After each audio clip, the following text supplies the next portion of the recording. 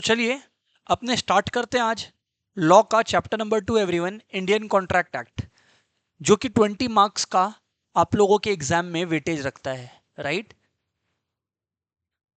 Coming straight to the topic, नाम है Indian contract act 1872, ठीक है ना। आप जैसे देख पा रहे हो, नाम है Indian contract act 1872, Indian contract act 1872।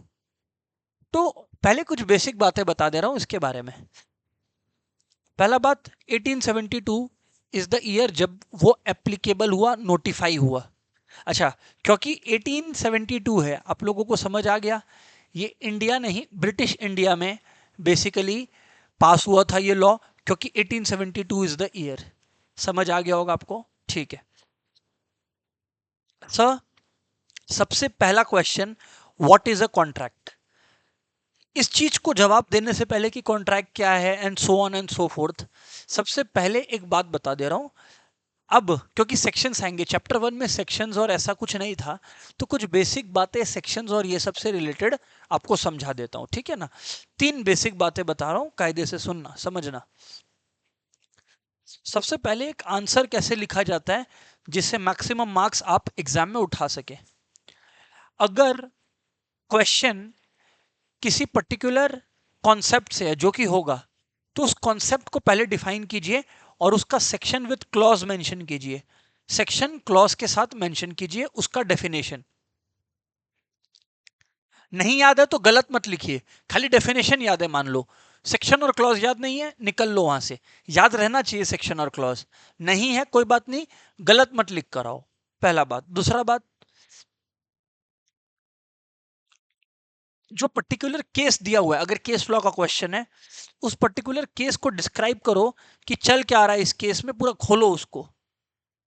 अगर कोई केस लॉ है, केस लॉ का मतलब है कोई प्रीवियस डिसीजन दिया गया है ऐसा similar facts of the case में, तो वो बताइए। और फाइनली आप अपने कंक्लूजन को लिखिए। हम लोग क्या करते हैं ना, ओवर एक्साइटमेंट में कंक्लूजन पहले लिख कर आते हैं। ये सब चीज से बचना पड़ेगा, तो अपना मार्क्स पूरा आएगा या अच्छा आएगा ये तय है, ठीक है। ओके, एक बात और बता देता हूं, जो स्टूडेंट्स लोग अक्सर गलती करते हैं ना, वो क्या गलती करते हैं मैं आपको बता देता हूं। मान लीजिए अभी फॉर एग्जांपल कॉन्ट्रैक्ट का डेफिनेशन पढ़ेंगे, है ना। मैंने कहा सेक्शन 2 क्लॉज एच के अंदर कि contract is an agreement enforceable by law. मान लीजिए मैंने ये कहा, मिस्टेक क्या करते हैं स्टूडेंट्स लोग, वो लोग इसको पढ़ते हैं सेक्शन 2 सबसेक्शन एच, गलत हो गया। सब सेक्शन और क्लॉज वर्ड कब कब यूज करना है ये समझा देता हूं मैं आप लोगों को। सेक्शन तो आपको दिख रहा है, सेक्शन 2, उसमें कोई दिक्कत नहीं है। देखिए, अगर कोई चीज का डेफिनेशन बताया जा रहा है किसी सेक्शन के अंदर ना, तो उसके साथ ब्रैकेट में आने वाला अल्फाबेट वो आपका क्लॉज कहलाएगा, क्लॉज, अगर डेफिनेशन बताया जा रहा है। पर अगर एक प्रोविजन या एक जनरल रूल बताया जा रहा है, तो हम लोग सब सेक्शन और ये सारी चीजें वर्ड्स यूज करेंगे। आई होप ये क्लियर है आप सभी को। फिर से बोलो सर आपने क्या कहा। अगर डेफिनेशन है तो 2 के ब्रैकेट में इसको सब सेक्शन नहीं बोलेंगे, सेक्शन 2 सब सेक्शन एच नहीं बोलेंगे, बोलेंगे सेक्शन 2 क्लॉज एच। उम्मीद है आप लोगों को ये बेसिक बातें समझ में आ गई। ठीक है सर, समझ आ गया। चलिए अभी पॉइंट पर आते हैं। क्वेश्चन है, what is a contract. Contract क्या है, सबसे पहला क्वेश्चन अपने लोग के लिए एग्जाम में ये आ गया, what is a contract. Contract is an agreement enforceable by law. Repeat करो रिपीट करो रिपीट करो, contract is an agreement enforceable by law. Repeat करो रिपीट करो रिपीट करो, contract is an agreement enforceable by law. Contract is an agreement enforceable by law. Contract is an agreement enforceable by law. Sir नहीं समझ आया, अभी समझ आ जाएगा बिल्कुल। लेकिन किधर, section 2 clause H, section 2 clause H, section 2 clause H, section 2 clause H. Contract is an agreement enforceable by law. Contract is an agreement enforceable by law. अब इसको दो हिस्सों में तोड़ूंगा। पहला हिस्सा agreement plus enforceable by law. मैंने contract के definition को दो हिस्सों में तोड़ा, agreement plus enforceable by law. Agreement plus enforceable by law, sir मतलब क्या है। एनफोर्सेबल बाय लॉ का मतलब है क्रिएट्स लीगल ओब्लिगेशन, मतलब आप लॉ के अंदर बाउंड हो जाओगे एक बार आपने एक कॉन्ट्रैक्ट में एंटर किया तो। तब अगर मान लीजिए कोई लीगल ऑब्लिगेशन क्रिएट नहीं हो रहा है तो वो कॉन्ट्रैक्ट नहीं है। एक लीगल ऑब्लिगेशन क्रिएट होना चाहिए, एक लीगल ऑब्लिगेशन क्रिएट होना चाहिए। तो एनफोर्सेबल बाय लॉ का मतलब है there should be an intention to create some kind of legal obligation. There should be an intention to create some kind of legal obligation. Enforceable by law bracket में लिख लीजिए intention to create legal obligation, intention to create legal obligation लिख लीजिए। तो एक बार सारे लोग बोलेंगे क्या है, what is a contract and agreement enforceable by law, section 2 clause H, section 2 clause H, everybody section 2 clause H. Sir आपने एनफोर्सेबल बाय लॉ का मतलब तो बता दिया, अग्रीमेंट का मतलब नहीं बताया। क्यों? सेक्शन 2 क्लॉज ई, सेक्शन 2 क्लॉज ई, सेक्शन 2 क्लॉज ई, सेक्शन 2 क्लॉज ई, वहां पे अग्रीमेंट क्या है ये हमें बताया गया। अग्रीमेंट का डेफिनेशन बोलने से पहले, अग्रीमेंट का डेफिनेशन बोलने से पहले या लर्न करवाने से पहले आपको दो बातें बता रहा हूं। लेक्चर को कायदे से सुन लो, समझ आ जाएगा, लर्न हो जाएगा। समझ लो, सुन लो, लर्न हो जाएगा। प्लीज ध्यान से सुनना। देखो एवरीबॉडी, सेक्शन 2 क्लॉज ई क्या बोलता है अग्रीमेंट के बारे में वो समझो। कोई भी कॉन्ट्रैक्ट, या कॉन्ट्रैक्ट को एक बार हटाओ, कोई भी चीज को अग्रीमेंट तब बोलेंगे, कोई भी सिचुएशन को अग्रीमेंट तब बोलेंगे जब दो चीजें हो, बस दो चीजें। Number one, plurality of persons. Number one, plurality of person. Sir मतलब प्लूरैलिटी ऑफ पर्संस का मतलब है एक से ज्यादा लोग होने चाहिए। प्लूरैलिटी ऑफ पर्संस का मतलब है एक से ज्यादा जने होने चाहिए। प्लूरैलिटी ऑफ पर्संस का मतलब है एक से ज्यादा जन होने चाहिए। पहला बात, अग्रीमेंट होने के लिए दो इंपॉर्टेंट चीजें हैं। पहला बात, प्लूरैलिटी ऑफ पर्संस। कॉन्ट्रैक्ट होने के लिए क्या दो बातें हैं? अग्रीमेंट और एनफोर्सेबल बाय लॉ। अग्रीमेंट और एनफोर्सेबल बाय लॉ। अग्रीमेंट होने के लिए क्या दो चीजें जरूरी है? प्लूरैलिटी ऑफ पर्सन, मतलब कोई खुद के साथ अग्रीमेंट नहीं बना सकता, कोई खुद के साथ अग्रीमेंट कभी नहीं बना सकता। कम से कम कितने लोग चाहिए? दो लोग चाहिए ना, कम से कम। और दूसरी बात, एक अग्रीमेंट होने के लिए कंसेंसस एड इडम होना चाहिए। है क्या होना चाहिए? Consensus ad idem.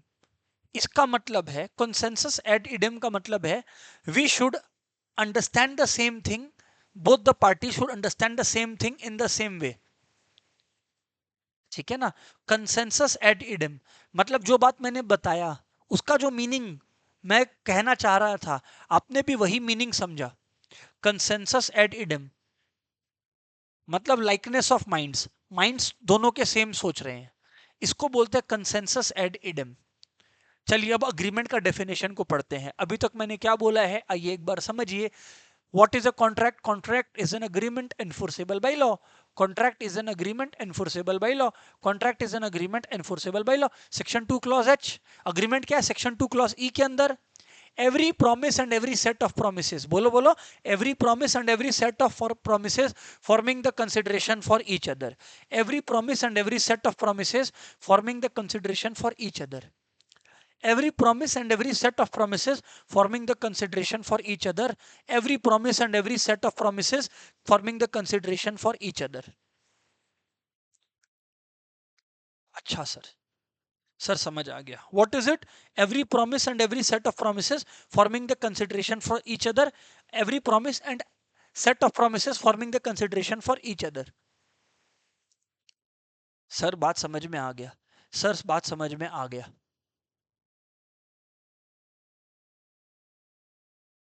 तो दुनिया के हर अग्रीमेंट जिसमें ये दो चीजें हो, प्लूरैलिटी हो और कंसेंसस एड इडेम हो, प्लूरैलिटी हो और कंसेंसस एड इडेम हो। प्लूरैलिटी का मतलब एक से ज्यादा लोग होने चाहिए अग्रीमेंट के लिए।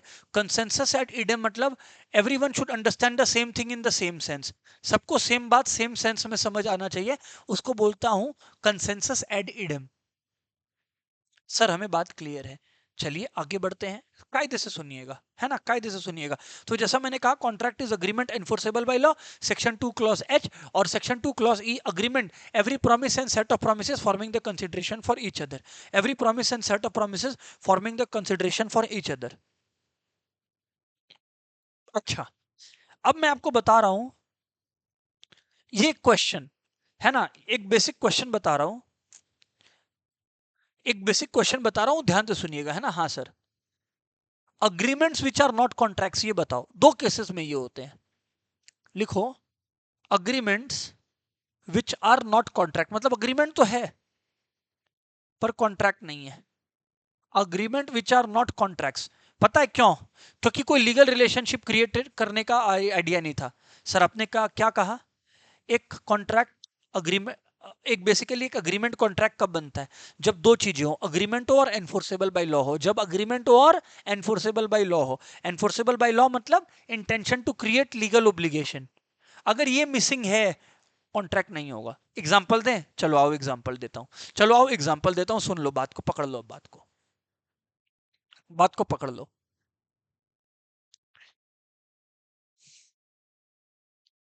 मैंने आपको बोला कि चलो यार अपने ना किसी कैफे में मिलते हैं, बहुत दिन हो गया, बहुत दिन से ऑनलाइन चल रहा है क्लास, तुम लोग को देखा ही नहीं हूं, चलो आओ एक दिन कैफे में मिलते हैं। ठीक है ना? तुम लोग जो अलग अलग जगह से इंडिया से क्लास कर रहे हैं, वो मिलने आ गया, वो मिलने आ गया कैफे में मेरे से, कलकत्ता आके। अच्छा, मेरा क्लास चल रहा था, भूल ही गया तुम लोग से मिलना। जा, तुम लोग बोला एक तो हम आप लोग के लिए, हम लोग आप लोग आपके लिए आया है यहाँ पर कलकत्ता, हाँ, और आप भूल गया, रुकिए अब हम आपके अगेंस्ट केस फाइल करेगा। क्योंकि मैसेज में बात हुआ था आपसे, ये हम लोग के बीच में अग्रीमेंट हुआ था कि आप हम लोग से कैफे मिलने आएगा पक्का। ये याद रखना, इसको बोलते हैं सोशल मैटर है ये, सोशल मैटर है। मूवी का प्लान, हाँ मूवी का प्लान हो गया, कैफे का प्लान हो गया, तो कोई अगर बाद में मना कर देता है या नहीं आता है, तो आप उसके अगेंस्ट केस फाइल नहीं कर सकते। पता है क्यों? क्योंकि इनहेरेंटली जब कोई मूवी का प्लान बना रहा है या जब कोई कैफे का प्लान बना रहा है, तो कोर्ट्स का बेसिक अंडरस्टैंडिंग है कि आपका कोई इंटेंशन लीगल ओब्लिगेशन क्रिएट करने का नहीं है, तो लीगल ओब्लिगेशन मिसिंग है, एनफोर्सेबल बाय लॉ नहीं है। हाँ, तो agreements which are not contract दो है, कुल मिला के दो है। Number one, related to social matters, related to social matters. Social matters के केस में, किस केसेस में बोलिए? सोशल मैटर्स के केस में। किस केस में? सोशल मैटर्स के केस में। As no intention to create legal obligation, इसीलिए मैंने बोला एनफोर्सेबल होना चाहिए, है ना, एनफोर्सेबल बाय लॉ होना चाहिए। अग्रीमेंट एनफोर्सेबल बाय लॉ होना चाहिए। अग्रीमेंट होना इनफ नहीं है कॉन्ट्रैक्ट बनने के लिए, एनफोर्सेबल बाय लॉ होना चाहिए। Social matter, as no intention to create legal obligation,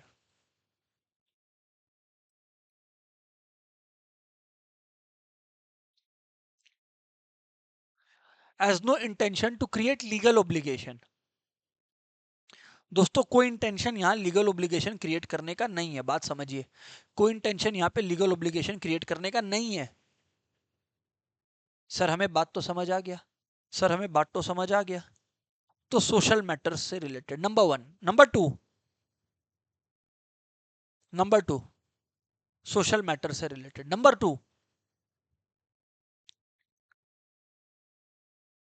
इसमें केस लॉ भी दूंगा आपको, लिखा हुआ है तो वो मैं दिखा दूंगा, पर बात सुनना। Number two, domestic matters between husband and wife, domestic matters between husband and wife या domestic arrangement between husband and wife, domestic arrangement between husband and wife, domestic arrangement between husband and wife. दोस्तों ये जो दो cases है ना, ये जो दोनों केसेस है इसको याद रख लीजिएगा। ये जो दोनों केसेस आपका है इसको याद रख लीजिएगा। यहाँ पर जो है अग्रीमेंट्स आर नॉट कॉन्ट्रैक्ट्स। एक सोशल मैटर्स मूवी का प्लान और domestic arrangement between husband and wife. Sir इसका केस लॉ सुन लो, केस लॉ का नाम है बेल्फो वर्सेस बेल्फो। क्या नाम है केस लॉ का? Balfour versus Balfour. इसमें क्या हुआ था वो मैं आपको बताता हूँ, लिखा हुआ है अपने बुक में, don't worry. Balfour versus Balfour, case law, Balfour versus Balfour. Sir इसमें एग्जैक्टली हुआ क्या था बेल्फो वर्सेस बेल्फो में? आओ बताता हूं आपको। ये रहा बेल्फो वर्सेस बेल्फो। जैसा मैंने आपको बताया कि एक अग्रीमेंट को वैलिड कॉन्ट्रैक्ट होने के लिए, अभी बताया ना मैंने, ये रहा देखो, ये लिखा है to create a valid contract. Agreement में दो चीज होना चाहिए, मिनिमम टू पार्टीज, प्लूरैलिटी, और दूसरा लीगल इंटेंशन होना चाहिए। सिंगल पार्टी से नहीं हो सकता, और लीगल ऑब्लिगेशन नहीं है तो वो भी नहीं होगा। बेल्फो वर्सेस बेल्फो, इसमें क्या हुआ था बेसिकली कि हस्बैंड जो है, वाइफ जो है वो इंग्लैंड में रहती थी, ठीक है कि नहीं है। अच्छा, हस्बैंड काम की वजह से सिलोन गया। बेल्फो वर्सेस बेल्फो बता रहा हूं, ठीक है ना, सुन लेना। बेल्फो वर्सेस बेल्फो समझा रहा हूं। तो हस्बैंड सिलोन गया और वाइफ थी यूके, इंग्लैंड में, ठीक है ना। अच्छा, अभी हस्बैंड ने वाइफ को प्रॉमिस किया था, बेसिकली अग्री किया था कि भाई हमें ना, तुम अपना आराम से लाइफ ब्रिटेन में बिताओ, हम ना तुमको एक सर्टेन अमाउंट हर महीने भेजेगा, ठीक है। हस्बैंड को पता लगता है कि वाइफ पीछे से चीट कर रही थी। ओ माय गॉड, वाइफ पीछे से चीट कर रही थी। हस्बैंड क्या किया, मंथली अलाउंस जो देता था वो रोक दिया, वो रोक दिया। अच्छा, अब तुम लोग एक बात बताओ, ठीक किया गलत किया? ऑफ कोर्स ठीक किया। चीट करेगी तो रोकेगा ही, वो थोड़ी ना अलाउंस को डबल कर देगा कि अब तो दो आदमी का ध्यान रखना है पीछे से। कम ऑन यार। तो ये हुआ था बेल्फो वर्सेस बेल्फो में। कोर्ट के पास जब ये मैटर गया, तो कोर्ट बोला कि यहाँ पे जब हस्बैंड ने वाइफ को ये प्रॉमिस किया था कि भाई एक सर्टेन अमाउंट देगा, तो यहाँ पे कोई intention to create legal relationship नहीं था, क्योंकि वाइफ केस फाइल कर दी थी कि ये मेरे को मंथली अलाउंस दे नहीं रहा। तो कोर्ट बोला भाग जाओ यहाँ से, भाग जाओ यहाँ से, चीटर कहीं की। हाँ, कोई लीगल ऑब्लिगेशन नहीं है हस्बैंड का पे करने का तुमको, भाग लो यहाँ से, निकल लो। ओ सर, ये बात था। जी हाँ, बिल्कुल। ये हुआ बेल्फो वर्सेस बेल्फो। तो देखो, लीगल रिलेशनशिप का कोई इंटेंशन नहीं था, एंड इस वजह से ये केस क्लेम नहीं हो पाया। अच्छा, वैसे ही मैंने क्या कहा, दो पार्टीज होने चाहिए। एक अग्रीमेंट को कॉन्ट्रैक्ट होने के लिए कितनी पार्टीज होने चाहिए? दो पार्टीज होने चाहिए। अग्रीमेंट को कॉन्ट्रैक्ट होने के लिए कितने पार्टीज होने चाहिए? दो पार्टीज होने चाहिए। एवरीवन, अग्रीमेंट को कॉन्ट्रैक्ट होने के लिए कितने पार्टीज होने चाहिए? दो पार्टीज होने चाहिए। अच्छा सर, तो वो दो पार्टीज क्या है? अच्छा, इसमें भी एक केस है, इसमें भी एक केस है, state of Gujarat versus Ramanlal S and Co. State of Gujarat versus Ramanlal S and Co, इसमें बताता हूं हुआ क्या था। State of Gujarat versus Ramanlal S and Co में बेसिकली क्या था, एक फर्म था, ठीक है ना, एक पार्टनरशिप फर्म था। डिसोल्यूशन पड़े हो तो अकाउंट्स में, वही एक पार्टनरशिप फर्म डिसॉल्व हो रहा था। तो बेसिकली जब पार्टनरशिप फर्म डिसॉल्व हो रहा था, तो जो फर्म का असेट था वो पार्टनर लोग में बट रहा था। फर्म में जो भी असेट बचा था वो पार्टनर लोग में बट रहा था। सेल्स टैक्स ऑफिसर जो था वो बोला इस पे टैक्स लगाएंगे, क्यों? क्योंकि पार्टनर लोग को एक तरह से फर्म सेल कर रहा है अपना असेट्स। तब हुआ डिसाइड कि ये जो सेल्स टैक्स ऑफिसर है ये गलत है, गलत काम कर रहा है, naughty boy. Sales tax officer गलत। बताओ क्यों? क्योंकि अरे भाई, बेच कौन रहा है? पार्टनर लोग। खरीद कौन रहा है? पार्टनर लोग। तो यहां तो एक ही पार्टी हो गया। एक कॉन्ट्रैक्ट में क्या पार्टनर खुद बायर भी हो सकता है, खुद सेलर भी हो सकता है क्या? क्योंकि कोर्ट सिर्फ सेल्स टैक्स ऑफिसर से ये पूछा कि मिल किसको रहा है? पार्टनर लोग को। मतलब बायर कौन? पार्टनर लोग। बेच कौन रहा है? पार्टनर लोग। सेलर कौन? पार्टनर लोग। तो पार्टनर लोग कोई बेच रहा है, तो ये तो एक ही पार्टी हुआ, दो पार्टी हुआ कहाँ? हाँ, समझ आया।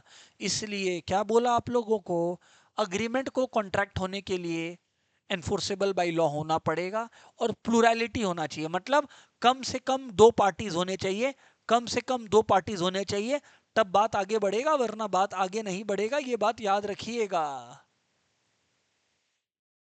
सर हमें ये सब बिल्कुल क्लियर है, सर हमें ये बात बिल्कुल क्लियर है। तो चलिए एक बार समराइज कर दूं क्या, फिर अपने सेक्शन 10 में आएंगे, है ना, यहाँ पर सेक्शन 10 का बात लिखा है, तो एक बार हम लोग सेक्शन 10 को भी पढ़ेंगे फिर, ठीक है ना। उसके पहले एक एक करके फटाफट बोलता हूँ, सुनते चलना, थोड़ा फास्ट बोलूं, थोड़ा फास्ट बोलूं, थोड़ा फास्ट बोलूं। बताओ फटाफट, ऑनलाइन वालों, थोड़ा फास्ट बोलूं कि धीरे धीरे जाऊं? चैट में बताना, थोड़ा फास्ट बोलूं कि धीरे धीरे जाऊं? कम ऑन, जल्दी जल्दी जल्दी जल्दी बोलो।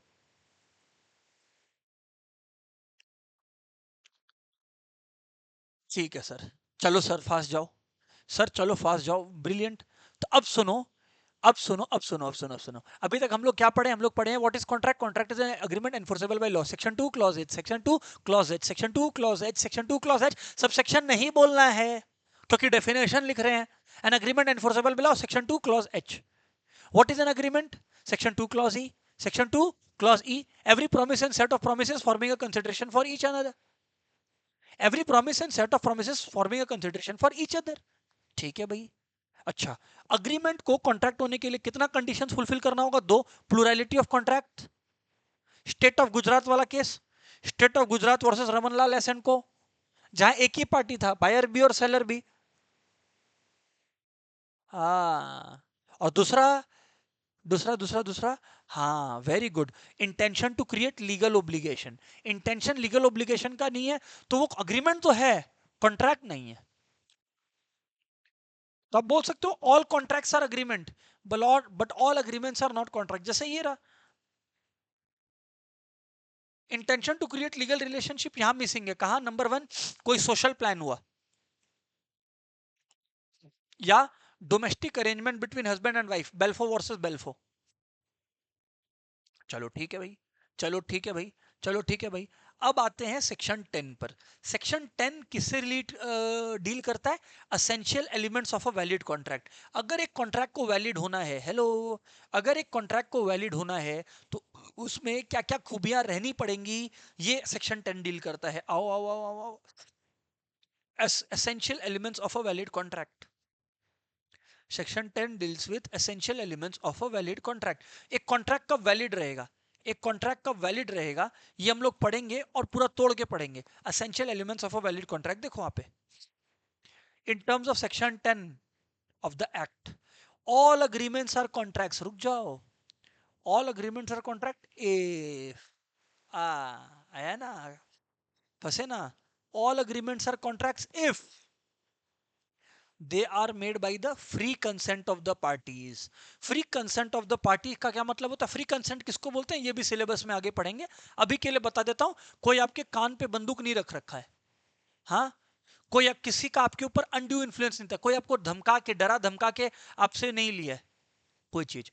तो if they are made by the free consent of the parties competent to contract. Competent to contract मतलब वो लोग कॉन्ट्रैक्ट में एंटर करने के केपेबल हो। कौन केपेबल नहीं है? 18 साल से नीचे वाला, एक ड्रंक आदमी, एक आदमी जिसका मेंटल स्टेटस सही नहीं है, वैसे लोग कॉम्पिटेंट टू कॉन्ट्रैक्ट नहीं है। हालांकि ये सब पढ़ेंगे अपने लोग। All agreements are contract if they are made by the free consent of the parties competent to contract. किसके लिए? For a lawful consideration. Consideration क्या है? सेक्शन 2 क्लॉज डी में डिफाइंड है, तो जब वहां पहुंचेंगे तब बता देंगे। अभी के लिए समझ लो, कंसिडरेशन का मतलब है बदले में क्या मिलेगा। एग्जाम्पल, एग्जाम्पल, मैं आपको पढ़ा रहा हूं, मैं आपको पढ़ा रहा हूं, तो मैं जब आपको ये पढ़ाने लग रहा हूं, अभी when I am teaching you, बदले में मैं आपसे पैसे ले रहा हूं, एक एग्जांपल, बदले में मैं आपसे कुछ पैसे ले रहा हूं, that is called a lawful consideration. बदले में मैं आपको ये नहीं बोल सकता, बदले में आपको मैं ये नहीं बोल सकता कि सुन मैं तुमको पढ़ा दूंगा, बदले में तुम एक काम करना ना, मेरे को ना वो म्यूजियम से गोल्ड चोरी करके दे देना। अरे ये कैसा कंसिडरेशन हुआ बताओ? तो for a lawful consideration, legal होना चाहिए। For a lawful consideration, consideration adequate नहीं है चलेगा, हो सकता है कि मैं आपको 5 रुपए में पढ़ा दूं, हो सकता है मैं आपको 100 रुपए में पढ़ा दूं। कंसिडरेशन एडिक्वेट हो ये जरूरी नहीं है, कंसिडरेशन लॉफुल हो ये जरूरी है, कि लॉ अलाउ करता हो ऐसा कुछ contract. For a lawful consideration, मैं आपसे ये कॉन्ट्रैक्ट नहीं कर सकता ना कि भाई सुनो तुम मेरे से पढ़ लो, बदले में तुम जो है ना उसको 2 झापड़ मार देना, वो आदमी मेरे को बिल्कुल नहीं पसंद आया, इसके बदले मैं तुमको पढ़ा दूंगा। अरे ये लॉफुल कंसिडरेशन नहीं है। समझ में आया। And with a lawful objective, जो अग्रीमेंट में एंटर कर रहे हो वो लॉफुल होना चाहिए। फॉर एग्जाम्पल, 4 चोर लोग मिलकर एक अग्रीमेंट बना रहे हैं आपस में कि हम लोग चोरी करेंगे, अरे ये पॉसिबल है क्या, लॉफुल है क्या? हाँ, and are not expressly declared to be void, मतलब कोर्ट उसको वॉइड ना करे, कोर्ट उसको वॉइड डिक्लेयर ना करे। तो ऑल अग्रीमेंट्स आर कॉन्ट्रैक्ट्स, बोलो बोलो, all agreements are contract if they are made by the free consent of the parties competent to contract, competent to contract for a lawful consideration, for a lawful object, and are not express to be void. Void वो scenario होता है जहां पे contract को nullify किया जा सकता है, उसका कोई अस्तित्व नहीं बचता, उसको बोलते हैं वाइड वाला situation. All agreements are contracts if they are made by the free consent of the parties competent to contract for a lawful consideration and with a lawful object, and are not expressly declared to be void, and are not expressly declared to be void. Sir बात समझ में आ गया sir. Sir हमें बात समझ में आ गया sir. And are not expressly declared to be void। ठीक है सर भाई, ठीक है sir.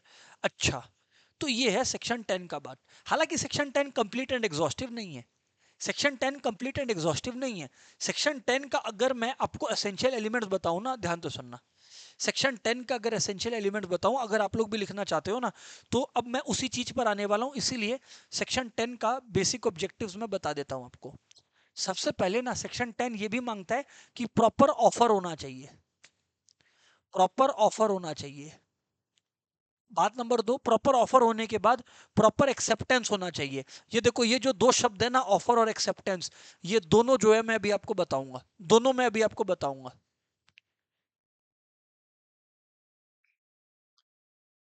Party should be in the capacity to contract, capacity और फ्री कंसेंट होना चाहिए।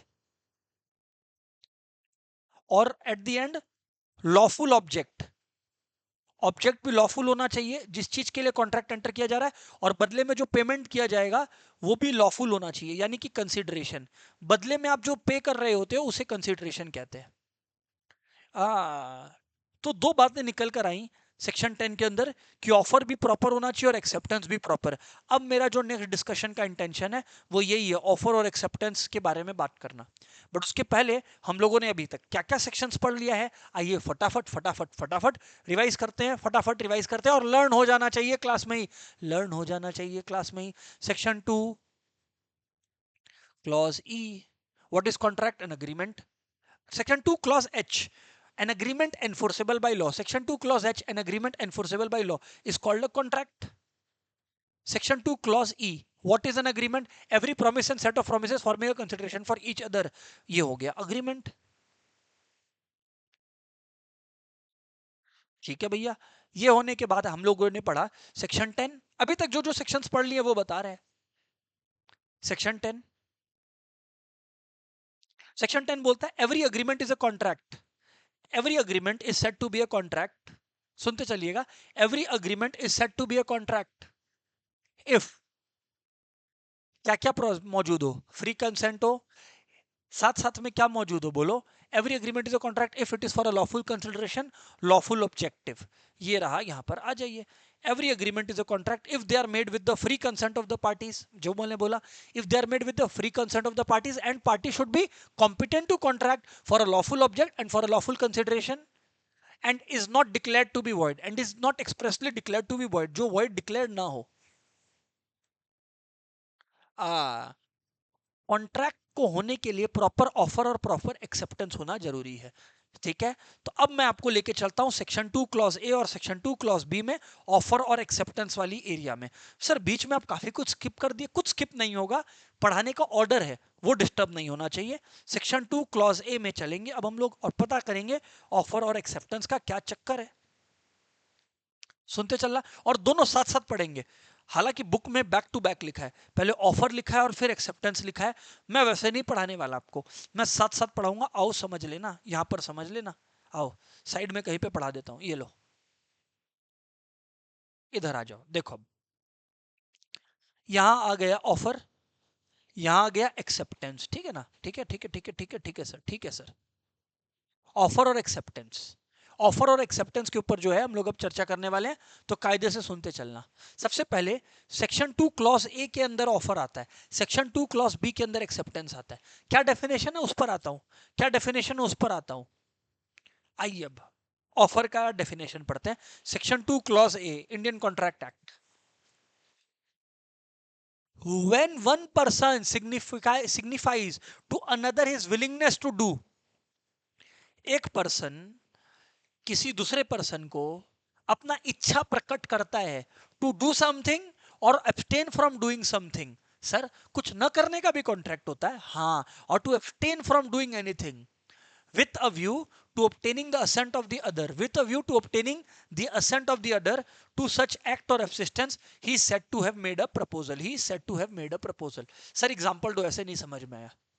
मान लो मैं देख पा रहा हूं अंकुर आज क्लास में है। अब बच्चा अंकुर क्लास में है, मान लीजिए मैंने अंकुर को बोला, अंकुर का एक जगह पर शॉप है, एक लोकेलिटी में अंकुर का शॉप है, ठीक है ना। मान लीजिए अंकुर फॉर एग्जांपल यूपी से है, ठीक है ना, अंकुर यूपी से है। अच्छा चलो अंकुर से पूछ लेते हैं कहाँ से। अंकुर भाई कहाँ से हो आप?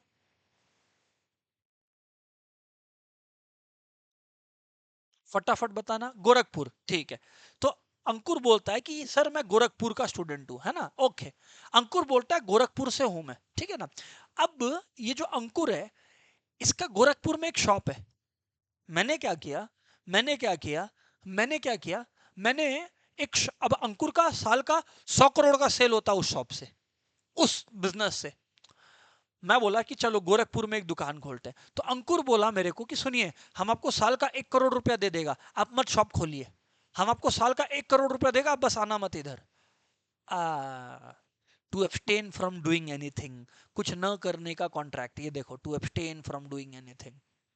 हाँ समझे क्या, समझे, ठीक है। तो चलो एक बार बोलता हूँ, सेक्शन 2 क्लॉज ए क्या बोलता है? When one party signifies to another his willingness to do or abstain from doing such something with a view to obtain the other party's assent, such an act or substance, he is said to make a proposal to obtaining the assent of that other to such act or absistence abstinence। Abstinence का मतलब होता है न करना, abstinence का मतलब होता है वो चीज को न करना। अच्छा अच्छा अच्छा अच्छा, सर एक बार फिर से बोलो, section 2 clause A, when one party signifies to another his willingness to do or abstain from doing anything with a view to obtain the assent of that other, he or she has said to make a proposal, he or she is said to have made a proposal। हाँ sir समझ में आ गया। ये होता है offer या proposal का डेफिनेशन। ऑब्वियसली ऑफर और प्रपोजल एक ही टर्म है, ऑब्वियसली ऑफर और प्रपोजल एक है। तो सेक्शन 2 क्लॉज ए हो गया, ठीक है ना। सेक्शन 2 क्लॉज ए हो गया। Acceptance section 2 clause B. Acceptance क्या होता है आओ पढ़ते हैं ना। अभी ऑफर और एक्सेप्टेंस साथ साथ पढ़ा रहा हूं, याद रखना, है ना।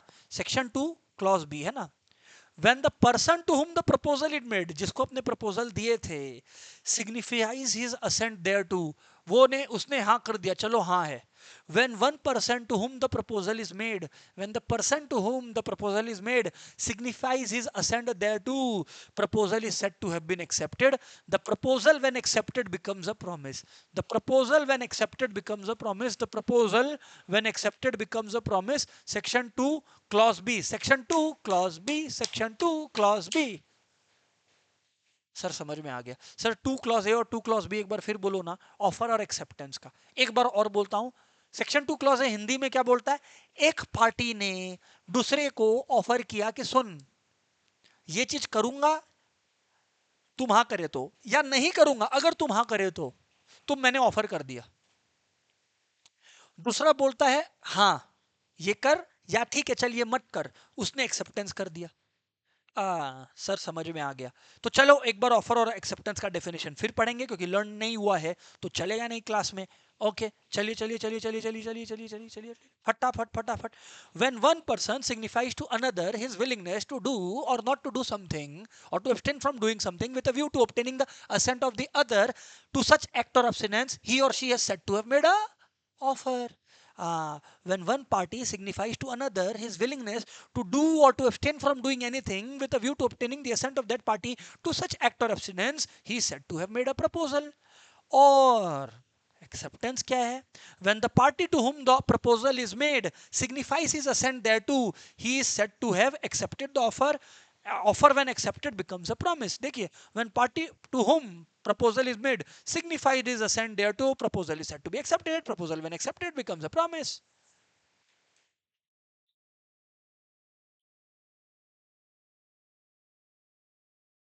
सर बात तो आप सही बोल रहे हो, सर बात तो आप सही बोल रहे हो, सर बात तो आप सही बोल रहे हो, हाँ सर बात तो आप सही बोल रहे हो। ठीक है सर, चलिए अब आप लोगों को बताता हूं ऑफर और एक्सेप्टेंस के बारे में दूसरी बात, है ना, ध्यान से सुनिएगा। यहां पर जो है ये फुल एंड फाइनल होना चाहिए। फुल एंड फाइनल का मतलब है, फुल एंड फाइनल का मतलब है कि इसमें रिजर्वेशंस नहीं रहना चाहिए। हाँ मतलब हाँ, ना मतलब ना, और दोनों कम्युनिकेटेड। इसको और इलेबोरेट कर दूंगा, पहले एक बात बता देता हूं, दोनों कम्युनिकेट होना चाहिए। मतलब अगर एक ने दूसरे को ऑफर कुछ किया है तो वो कम्युनिकेटेड होना चाहिए। कम्युनिकेटेड होना चाहिए। हाँ, ऑफर में एक एक्सेप्शन है, जनरल ऑफर बस अनाउंस होना चाहिए, कम्युनिकेट करना जनरल ऑफर का एक्सेप्टेंस जरूरी नहीं है। ठीक है ना, वो भी आएंगे तब बता देंगे। खैर, offer and acceptance must be communicated. For example, मैंने आपको बोला कि चलो मैं तुमको पढ़ा देता हूं, आपने बोला हाँ सर हम पढ़ लेगा, तो बोथ शुड बी कम्युनिकेटेड। मैंने भी आपको ऑफर किया और आपने भी एक्सेप्ट किया, both should be communicated to each other. इसका केस लॉज है, बहुत मजेदार केस लॉ है, ये मैं आपको अभी बताऊंगा। ठीक है ना, इसका केस लॉ मैं भी आपको बताऊंगा, जब हम लोग टाइप्स ऑफ ऑफर करेंगे ना तब बोल दूंगा। ठीक है ना, अभी सुनना। लेकिन अभी के लिए याद रखना, अभी के लिए याद रखना, कम्युनिकेशन जरूरी है, कम्युनिकेशन जरूरी है, कम्युनिकेशन जरूरी है।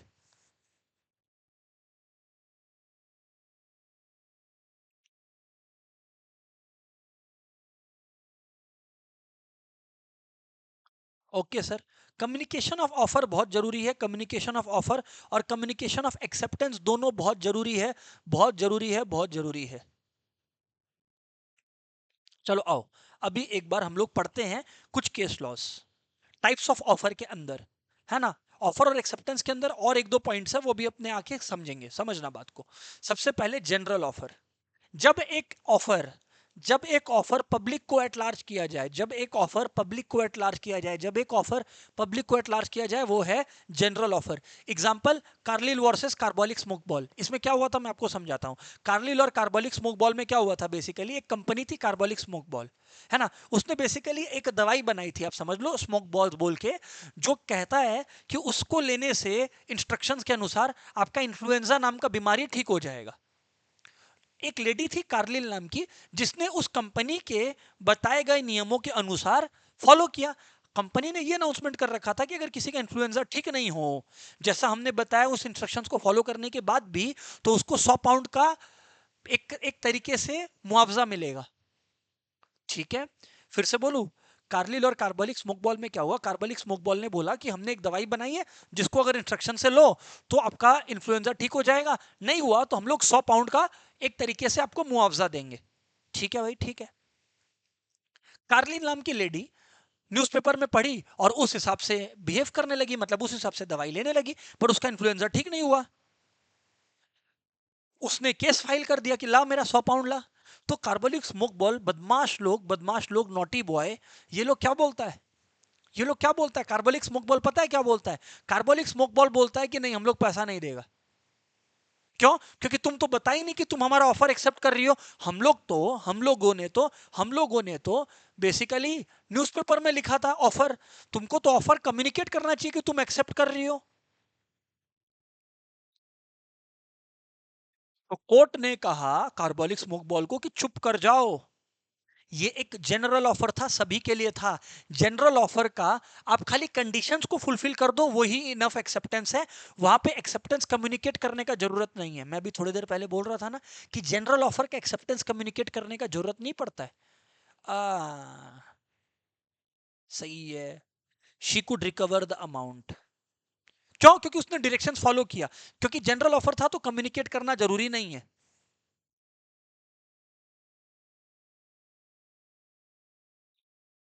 स्पेसिफिक ऑफर क्या होता है? जब आपने ऑफर किसी एक पर्टिकुलर इंडिविजुअल को ही दिया, आपने समाज के लिए नहीं दिया, एक पर्टिकुलर इंडिविजुअल को ही दिया। By the way, general offer में ना एक और चीज बता देता हूं। जनरल ऑफर से एक और केस लॉ मुझको याद आया, वो बता देता हूं। Carlill versus carbolic smoke ball समझ आया ना, वैसा ही एक और केस है। गौरी दत्त और लालमान शुक्ला, सॉरी उल्टा बोल दिया, लालमान शुक्ला वर्सेस गौरी दत्त। लालमान शुक्ला वर्सेस गौरी दत्त, इसमें क्या हुआ था मैं आपको बताता हूं, इधर आओ। इसमें पता चला, लालमान शुक्ला वर्सेस गौरी दत्त वाले केस में क्या पता लगा, यहां पर लेके आता हूं फिर बताता हूं, ये रहा देखो।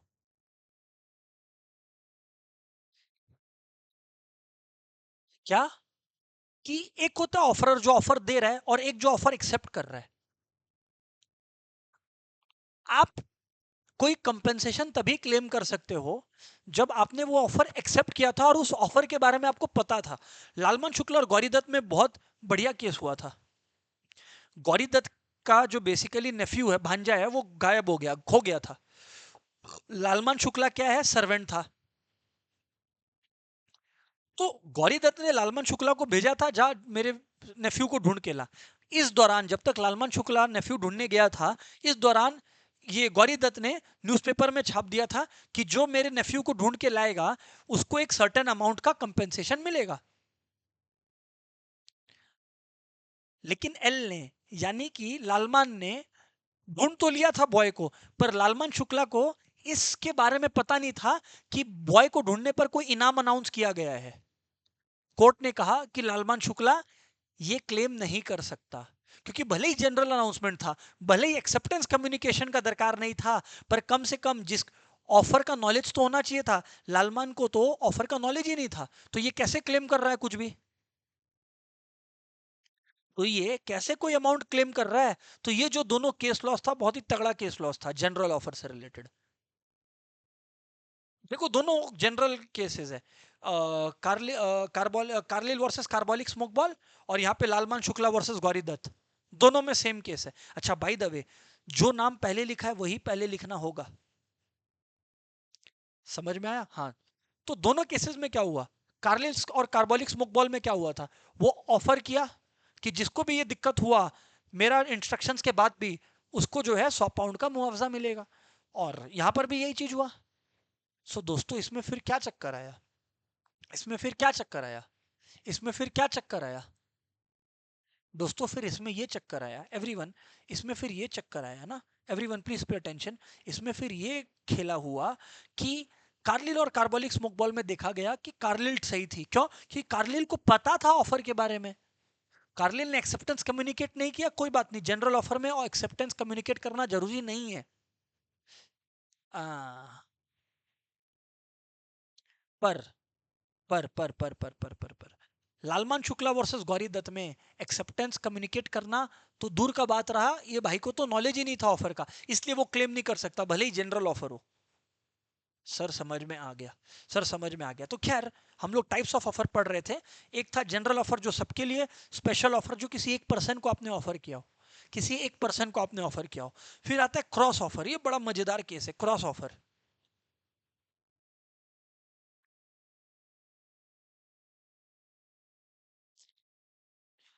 क्रॉस ऑफर एक कोइंसिडेंस है, केस ऑफ कोइंसिडेंस है, केस ऑफ कोइंसिडेंस है, केस ऑफ कोइंसिडेंस है। समझिए, आपके पास एक गाड़ी पड़ी थी, मैंने सोचा, मैंने आपको मैसेज किया कि सुन ना गाड़ी 2 लाख में बेचेगा क्या, मैंने व्हाट्सएप किया आपको या किसी भी तरीके से पूछा।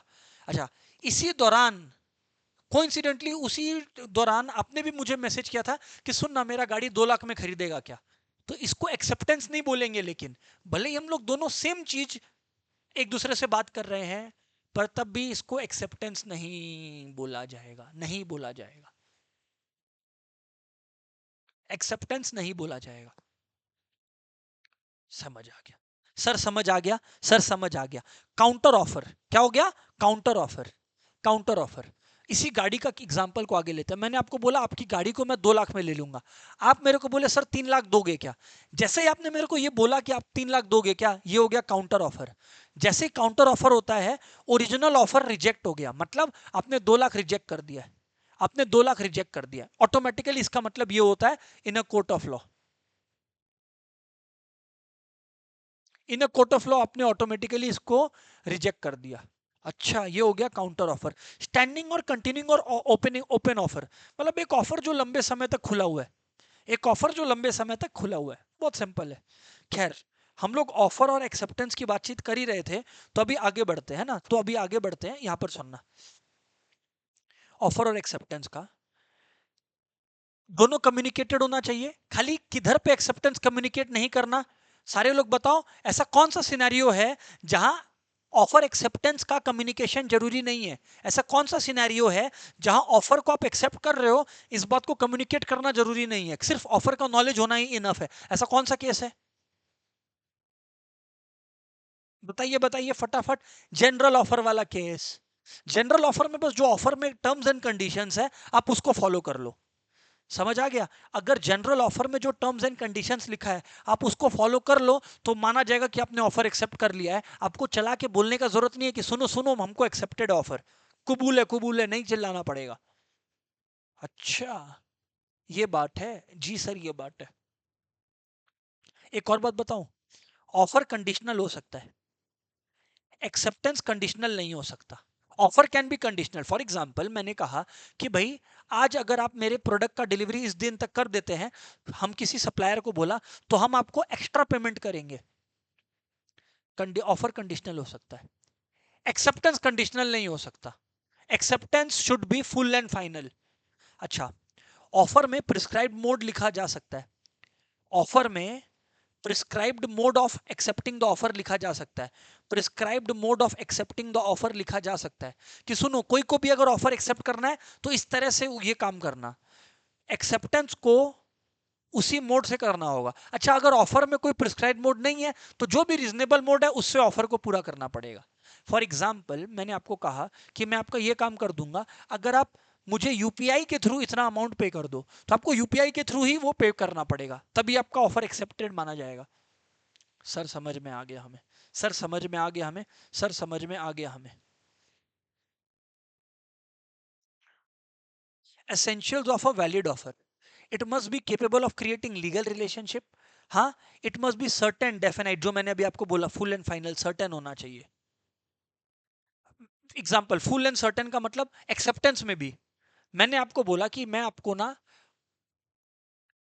2 यूनिट्स ऑफ फर्नीचर दूंगा, बेड, कौन से मटेरियल का ये सब तो बताया ही नहीं, तो ये वेग हो गया। फुल डिटेल होना चाहिए। ऑफर मस्ट बी कम्युनिकेटेड, जो मैंने आपको बताया, अगर ऑफरी के पास ऑफर का नॉलेज नहीं है तो वो ऑफर कम्युनिकेटेड या एक्सेप्टेड नहीं माना जाएगा। हाँ, ऑफर कंडीशनल हो सकता है, जैसे मैंने कहा पेमेंट यूपीआई से करो या आरटीजीएस से करो, ये कंडीशनल हो सकता है। सर समझ आ गया हमें? सर समझ में आ गया। अब आते हैं नेक्स्ट टॉपिक पे। Offer is different from invitation to offer. ये देखो, offer is different from invitation to offer.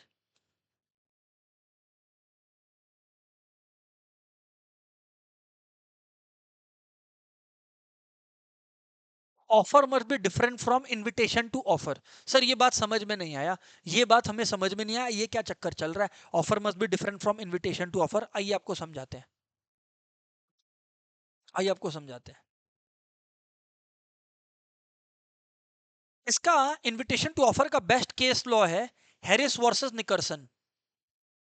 क्या हुआ था मैं आपको बताता हूं। बेसिकली हुआ क्या था, एक ऑक्शन हाउस है, एक कहीं पे ऑक्शन होने वाला है किसी जगह पर, है ना? तो ऑक्शन का आपके पास नोटिस गया कि आप भी ऑक्शन में इनवाइटेड है। अच्छा, उस दिन आप गए ऑक्शन पे ये सोचकर कि ऑक्शन में ये माल बिकेगा, हम खरीद लेगा, ठीक है। ऑक्शन उस दिन कैंसिल हो गया, तो आप केस लॉ फाइल नहीं कर सकते कि सुनो तुमने मेरे को ऑफर देकर फिर रिजेक्ट कर दिया, गलत। ये ऑफर नहीं दिया कि मैं आपको प्रोडक्ट बेच रहा हूं, मैंने आपको इनविटेशन टू ऑफर दिया कि आप आओ और आप मुझे आकर ऑफर दो। आप आओ और आप मुझे आकर ऑफर दो। इसीलिए ऑफर और इनविटेशन टू ऑफर अलग अलग होता है। ऑफर और इनविटेशन टू ऑफर अलग अलग होता है। चलो, और इनविटेशन टू ऑफर का और सिंपल एग्जांपल कर देता हूं, ये नहीं समझ आया तो और सिंपल कर देता हूं। काफी बार आपने प्रोडक्ट्स को देखा होगा, आप मॉल वॉल जाते हो, विंडो में डिस्प्लेड है प्रोडक्ट, हाँ विंडो में डिस्प्लेड है, तो वो आपको ऑफर फॉर सेल थोड़ी है। विंडो डिस्प्ले देखकर आप दुकान में गए और उसको आप बोले कि भैया ये हम खरीदना चाहते हैं, तो it is an invitation to offer, it is not an offer. यही हुआ था हैरिस और निकर्सन में, एक ऑक्शन होने वाला था, एडवर्टाइजमेंट में मेंशन था, तो वो आदमी चला गया और बाद में पता लगा कि वो कैंसिल हो गया ऑक्शन। तो वो बोला कि मेरे को ऑफर करके कैंसिल कर दिया, तो कोर्ट ने बोला ये ऑफर था ही नहीं। ऑक्शन में जाना इनविटेशन टू ऑफर है, आपको बुलाया गया कि आप माल खरीदने के लिए ऑफर पेश करो, आपको ऑफर नहीं दिया गया। हाँ, तो offer is different from invitation to offer, ये याद रखिएगा, ये याद रखिएगा। नेक्स्ट, एक और केस लॉ है ऑफर और इनविटेशन टू ऑफर का, हार्वी वर्सेस फेसी। एक तो मैंने हैरिस और निकर्सन का आपको बता दिया, और ऑफर और इनविटेशन टू ऑफर का और एक केस लॉ है हार्वी वर्सेस फेसी। इसमें क्या हुआ था समझना। बेसिकली एक पार्टी ने दूसरे को बोला कि यार एक बम्पर हॉल पेन है, वो मेरे को बेचोगे क्या? पहला सवाल। दूसरा बात, मुझे लोएस्ट कैश प्राइस टेलीग्राफ करो, मतलब मुझे लिख कर भेजो लोएस्ट कैश प्राइस।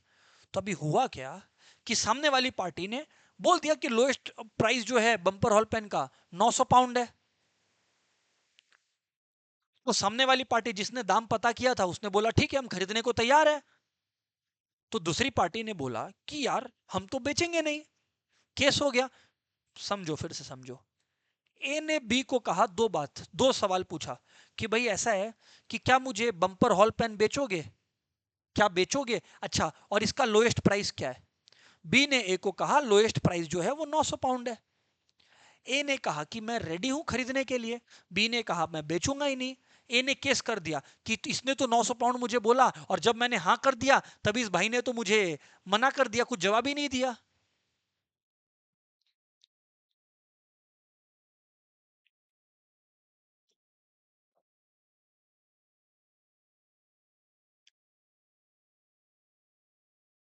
इस भाई ने तो मुझे कुछ जवाब ही नहीं दिया। तो जब ए ने बी को ये ऑफर किया, ए ने बी को ये जब ऑफर किया, बी ने ए से ये सारी बातें की, बी ने ये सारी बातें की। हाँ। तो कोर्ट ने बोला कि ए तुमने दो सवाल पूछा था, विल यू सेल अस और लोएस्ट प्राइस। बी ने तो खाली लोएस्ट प्राइस का जवाब दिया। बी ने तो तुम्हें बोला नहीं कि हाँ मैं बेचूंगा, उसने तो ऑफर नहीं किया कि हाँ मैं बेच दूंगा। The Privy Council did not agree with the plaintiffs on the ground that while plaintiff had asked two questions, defendant replied only to the second question कि बॉल पेन का लोएस्ट प्राइस 900 पाउंड है। तो कोई offer दिया ही नहीं गया। Sir समझ में आ गया, सर समझ में आ गया, सर समझ में आ गया। इनविटेशन टू ऑफर मतलब कि जब आप सामने वाली पार्टी को बोलते हो कि आओ आके हमको ऑफर करो, ऑफर डेफिनाइट होता है, इनविटेशन इनडेफिनाइट होता है। ये देखो, an offer is definite and capable of converting an intention into a contract, whereas the invitation to an offer is only a circulation of an offer. It is an attempt to induce offers. Invitation to offer मतलब जैसे auction हो रहा है IPL का, तो उसमें बोला जा रहा है कि तुम लोग बोलो तुम लोग इस प्लेयर को कितने में खरीदोगे। हाँ, and precedes a definite offer. तो इनविटेशन टू ऑफर पहले आता है, ऑफर बाद में आता है। सर हमें समझ में आ गया ये बात, सर हमें बात समझ में आ गया, सर हमें ये बात समझ में आ गया। एक्सेप्टेंस वेरी इंपॉर्टेंट, एक्सेप्टेंस बड़ा इंपॉर्टेंट है। when person to whom the offer has been made signifies his assent thereto, proposal is said to be accepted. Proposal when accepted becomes a promise. हाँ, ये हुआ था बोल्टन वर्सेस जोन्स में। Valid acceptance का कुछ condition होता है। पहला कि आप एक्सेप्टेंस उसी को दे सकते हो जिसने आपको ऑफर दिया था। एग्जाम्पल मैं आपको एग्जाम्पल देता हूँ, है ना। हाँ सर,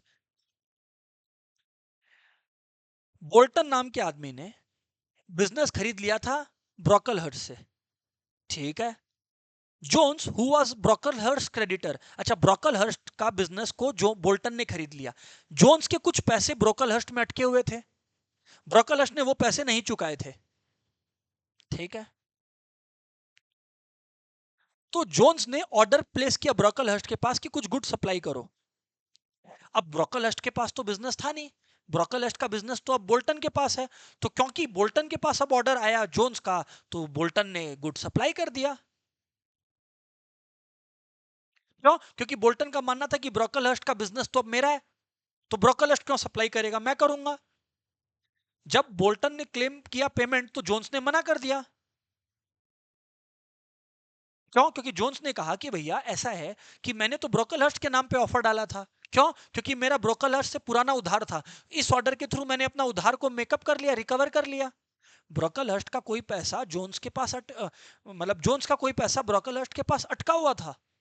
तो जोन्स क्या किया, ब्रोकलहर्स्ट से सामान मंगवा के उसको एडजस्ट करना चाह रहा था।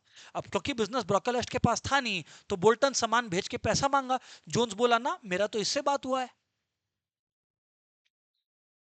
As the offer was not made to Bolton, therefore there was no contract between Bolton and Jones. तो बोल्टन गलत था, क्योंकि बोल्टन ने सामान क्यों भेजा, सामान भेजने का ऑफर तो ब्रोकलहर्स्ट को किया गया था। हाँ, और एक्सेप्ट बोल्टन कर दिया। जोन्स ने सामान भेजने का ऑफर किसको दिया, ब्रोकलहर्स्ट को, और एक्सेप्ट कौन कर लिया, बोल्टन। एक्सेप्ट वो कर ही नहीं सकता जिसको ऑफर ना किया गया हो, एक्सेप्ट उसको करना पड़ेगा जिसको ऑफर किया गया है। हाँ, एक्सेप्टेंस मस्ट बी एब्सोल्यूट। मैंने कहा यहां ऑफर और एक्सेप्टेंस अलग है। ऑफर में कंडीशन हो सकता है कि इस तरह से पे करना होगा, ये यूपीआई या वो यूपीआई, ये हो सकता है।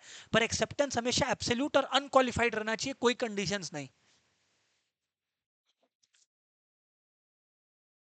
और एक्सेप्टेंस मस्ट बी कम्युनिकेटेड, तुमको एक्सेप्टेंस कम्युनिकेटेड होना चाहिए। एक्सेप्टेंस कम्युनिकेट नहीं करोगे काम नहीं होगा,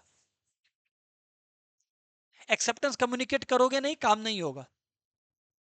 ये हुआ था आपका केस भगवान दास वर्सेस गिरधारी लाल में। इसमें हुआ क्या था, बेसिकली बी नाम का एक सप्लायर था, है ना, वो एक ड्राफ्ट अग्रीमेंट भेजा था कोल सप्लाई करने के लिए रेलवे कंपनी के मैनेजर को। Draft agreement related to supply of coal to the manager of railway company. अब ये जो मैनेजर है ना, अप्रूव्ड लिख दिया था उस पे, और उसको जो है अपने ड्रॉर में डाल दिया था।